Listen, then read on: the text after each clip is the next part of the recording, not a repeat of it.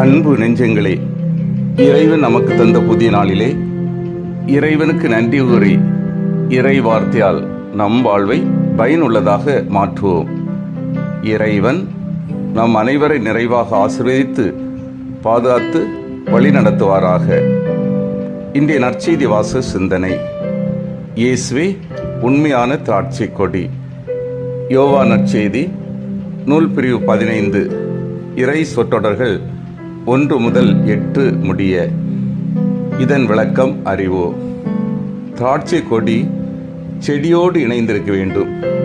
கொடி கனி தர வேண்டும் என்னும் 2 கருத்துகளும் இவ்வோமையில் வலியுறுத்தப்படுகின்றன. எனினும் கனி தருவதே இன்றியமையாதது. கனி கொடாத கொடிகள் அனைத்தும் வெட்டி எறியப்படும். அவை கூட்டி சேர்க்கப்பட்டு நெருப்பிலிட்டு எரிக்கப்படும். கொடி கனி தருவதற்கு செடியோடு இணைந்திருத்தல் இன்றியமையாதது.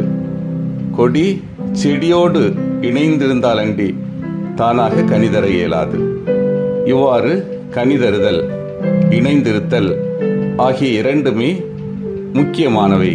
எனினும் கனி தருவதே முதன்மையானது. கனி தருவதற்காகவே செடி நட்டு வளர்க்கப்பட்டது.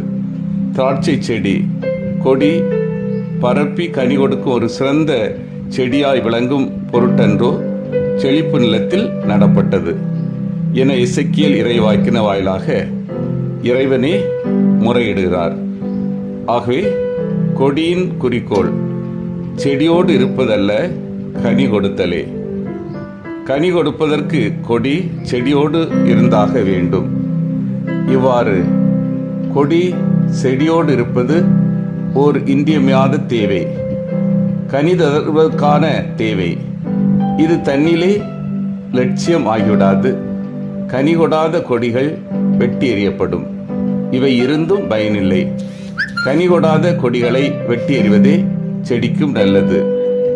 அன்பார்ந்தவர்களே, இன்று கிறிஸ்தவ செயல்பாட்டை முதன்மைப்படுத்தாது கிறிஸ்தவராய் பேரளவில் இருப்பதிலேயே சில மன நிறைவு அடைகின்றன.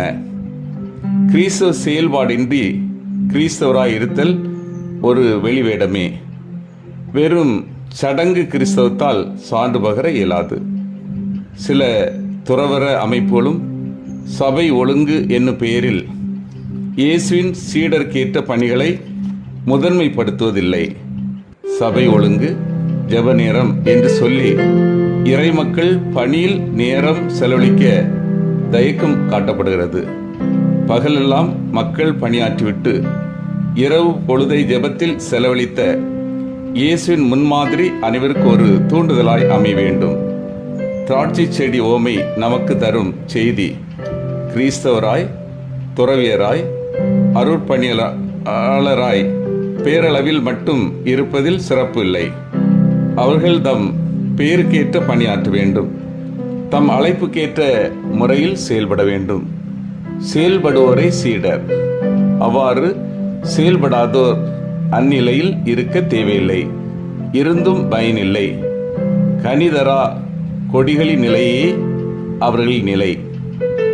அன்பார்ந்தவர்களே, இன்றைய காலச்சூழலில் நம் ஒவ்வொருடைய வாழ்வையும் ஆழமாக ஆய்வு செய்வோம். நாம் கடவுளோடு இணைந்து வாழ்கின்றோமா? கடவுளோடு இணைந்து வாழ்ந்து பணி செய்கிறோமா? கடவுளோடு இணைந்து வாழ்ந்து பணி செய்து கனி தருகின்றோமா? பிறருக்கு பயனுள்ளவர்களாக இருக்கின்றோமா? நம்மை சிந்தித்து தியானித்து நாம் இறைவனுக்கு உகந்த வாழ்க்கை வாழ பக்குவப்படுத்திக் கொள்வோம். சிந்தித்து தியானித்து செயல்படுவோம். நான் ஒவ்வொரு நாளும் இறைவனோடு இணைந்து வாழ்கின்றேனா? நான் ஒவ்வொரு நாளும் இறைவனோடு இணைந்து வாழ்ந்து பிறரன்பு பணிகளில் ஆர்வமாக ஈடுபடுகின்றேனா?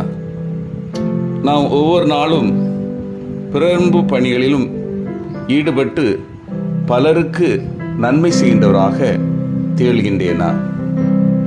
மன்றாடுவோமாக.